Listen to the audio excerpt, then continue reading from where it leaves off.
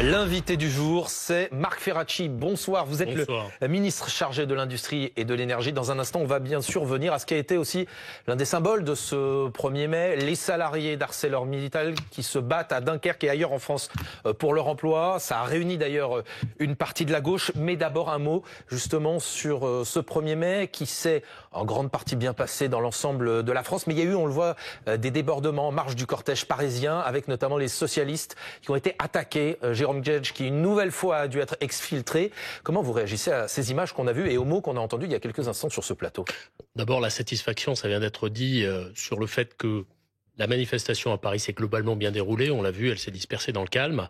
Évidemment, un soutien vis-à-vis des élus qui ont été molestés, et en particulier Jérôme Guedj, que je connais bien, avec lequel j'ai déjà eu l'occasion de travailler à l'Assemblée nationale.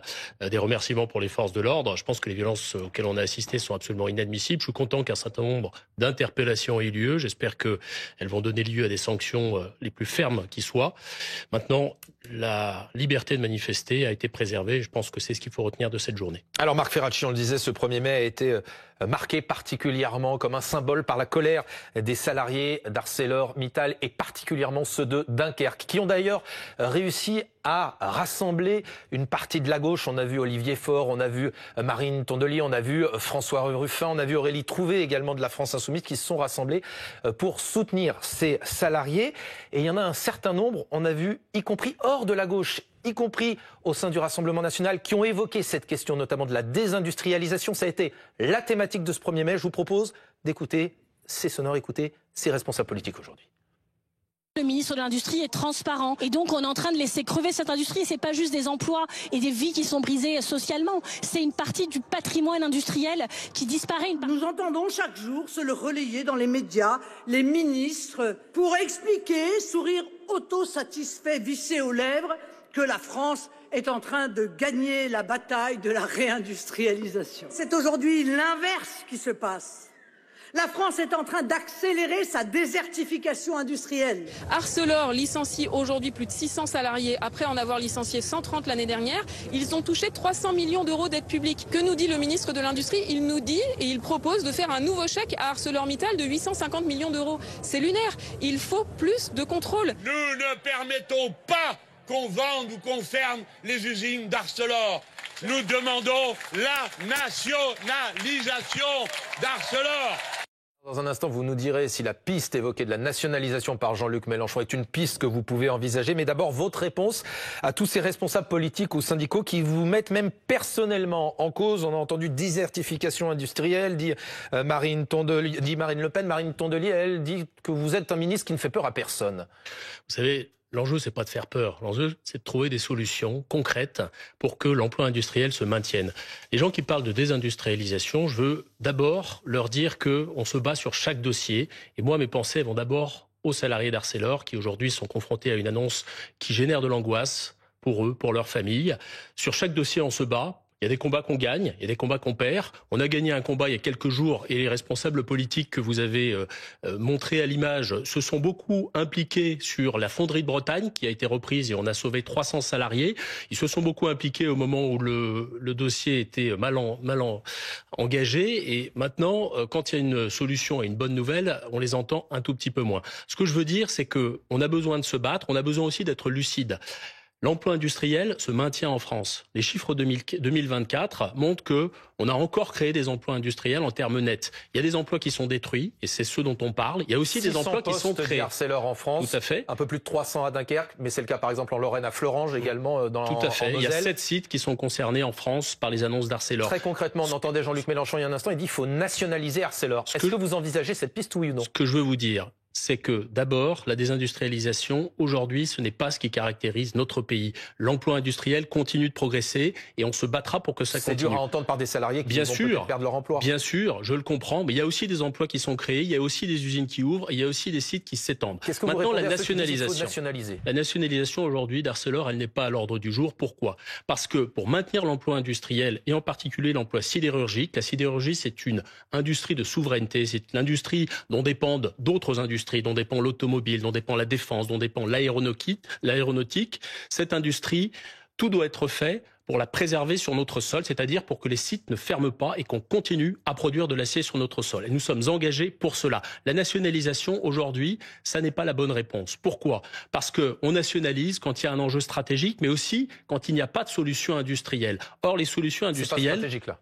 Bien sûr que c'est stratégique, mais il y a des solutions industrielles. Les solutions, c'est d'investir et c'est d'innover. Ça a été dit. L'enjeu, aujourd'hui, c'est de faire en sorte qu'Arcelor investisse sur le site de Dunkerque et sur les autres sites, notamment dans la décarbonation. Et concrètement, quand est-ce qu'Arcelor annoncera les investissements en matière de décarbonation ? Eh bien, c'est ça que je voulais vous dire. Moi, j'ai discuté en début de semaine avec la direction d'Arcelor, la direction France et la direction Europe. Parce que on peut raconter ce qu'on veut, mais il faut travailler à des solutions concrètes. Que nous disent-ils ? Ils nous disent que aujourd'hui, l'acier européen est en grande difficulté. La production d'acier en Europe a baissé de 20% entre 2018 et 2023. Qu'on a besoin de protection au niveau européen. Et c'est ça que nous sommes en train d'organiser avec le commissaire Stéphane Séjourné, qui a fait des annonces qui reprennent des propositions françaises. Mais ces investissements dont vous parlez liés à la décarbonation, quand est-ce qu'Arcelor les annoncera ? Nous sommes en train justement de discuter avec Arcelor sur les conditions qui vont permettre de faire ces annonces. Et moi, donc c'est pas garanti. Écoutez, moi je ne prends pas la décision à la place d'Arcelor. C'est une entreprise privée. Vous n'avez pas l'assurance qu'Arcelor les fera. Je ne prends pas la décision à la place d'Arcelor. Ce que je dis, c'est que nous créons les conditions pour que ces décisions soient prises. Si Arcelor investit, ça signifie qu'Arcelor croit dans la production d'acier en France. Mais vous n'avez pas l'assurance qu'ils vont investir. Je veux vous le dire, mais vous savez, on aura les assurances quand les annonces seront faites. Moi, je crée les conditions pour que les annonces soient faites et pour qu'on continue à produire de l'acier en France. Ce que je veux vous dire, c'est qu'on a besoin d'agir sur plusieurs leviers. On a besoin d'agir au niveau européen, avec plus de protection commerciale vis-à-vis de l'acier chinois. C'est ce que nous avons obtenu de la Commission européenne il y a déjà quelques semaines, et c'était sur les propositions françaises. Donc moi, je n'accepte pas qu'on dise que rien n'est fait. Aujourd'hui, on a une situation sur l'acier qui est extrêmement difficile, qui réclame à la fois de la protection, à la fois du soutien aux investissements, à la fois des coûts de l'énergie plus compétitifs. Et nous sommes aussi en train de travailler là-dessus en faisant en sorte que EDF produise aux industriels et fournisse aux industriels de l'électricité à bon prix. Il faut actionner plusieurs leviers. Il ne s'agit pas simplement de dire que en nationalisant, on va tout résoudre. Le patron des députés PS, Boris Vallaud, annonce qu'il va déposer une proposition de loi de, je cite, mise sous tutelle de l'État du site d'Arcelor, jugeant que le sidérurgiste n'a pas respecté ses engagements. Ça, c'est une proposition que vous pourriez soutenir ? Écoutez, moi, je regarderai cette proposition et ça permettra de débattre. Simplement dire que l'argent qui a été versé à Arcelor, comme l'argent qui est versé à tous les industriels et à toutes les entreprises de ce pays, cet argent, il est versé en contrepartie d'investissements, de dépenses de recherche et développement pour le crédit impôt recherche. Ça veut dire qu'il y a des contreparties. Donc, il ne faut pas laisser dire que l'argent est versé sans contrepartie. Vous évoquez les salariés. Regardez, il y a un responsable syndical, il s'appelle Gaëtan Lecoq, il est à Dunkerque, il avait une question à vous poser, on l'écoute. Oui, bonjour, ici c'est Gaëtan Lecoq, je suis secrétaire général de la CGT ArcelorMittal Dunkerque, je travaille depuis 13 ans sur le site, je suis la 3e génération de la sidérurgie, j'ai même un grand-père qui est mort dans l'acier, bref. Moi j'ai une question toute simple pour monsieur le ministre. Vous avez déclaré la semaine dernière que vous serez là pour nous accompagner, mais vous savez, nous on veut pas d'accompagnement, nous on veut simplement garder notre boulot. Donc moi j'ai une demande à vous faire. Je vous donne le rendez-vous, venez nous voir à Dunkerque, ne vous inquiétez pas, on va pas vous arracher votre mise, on va être gentils, vous inquiétez pas, on n'est pas des sauvages. Venez nous voir à Dunkerque et puis on va vous expliquer les enjeux si demain ArcelorMittal Dunkerque et s'il n'y a plus d'acier en France, les conséquences que ça aurait sur l'économie industrielle, économique et sociale du pays. Voilà, question recueillie par Bastien Dufond et Milan Arjolas.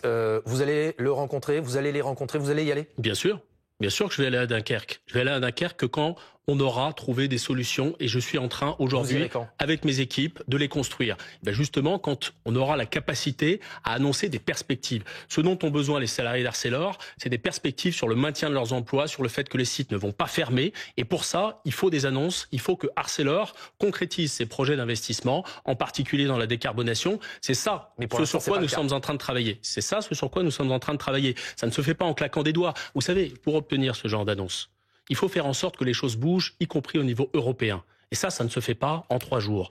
Il faut que la Commission européenne prenne des mesures extrêmement fortes pour éviter les importations d'acier chinois qui aujourd'hui font qu'Arcelor a suspendu un certain nombre d'investissements. Si on arrive à lutter et faire en sorte que Arcelor lutte à armes égales, comme tous nos industriels, avec les Chinois, avec ceux qui pratiquent une concurrence déloyale, parce que l'acier chinois, il est massivement subventionné par l'État chinois. Si on arrive à faire en sorte que nos industriels luttent à armes égales, en taxant, en limitant les importations, alors les investissements se feront alors il y a un avenir pour la sidérurgie en France et en particulier à Dunkerque.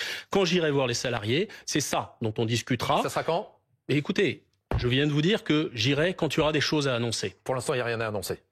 Aujourd'hui, la discussion a lieu. J'ai pris langue avec la direction d'Arcelor. Je vais rencontrer le commissaire Stéphane Séjourné justement pour avancer sur les enjeux européens parce que tout ne se joue pas en France. Et ensuite, j'irai rendre compte aux organisations syndicales et aux élus locaux qui sont très impliqués, le maire de Dunkerque, Patrice Vergrit, le président de la région, Xavier Bertrand, parce que tout ça, c'est un travail collectif. Il n'y a pas que l'État qui est à la manœuvre. Marc Ferracci, ministre chargé de l'Industrie et de l'Énergie, merci beaucoup d'avoir été notre invité ce soir.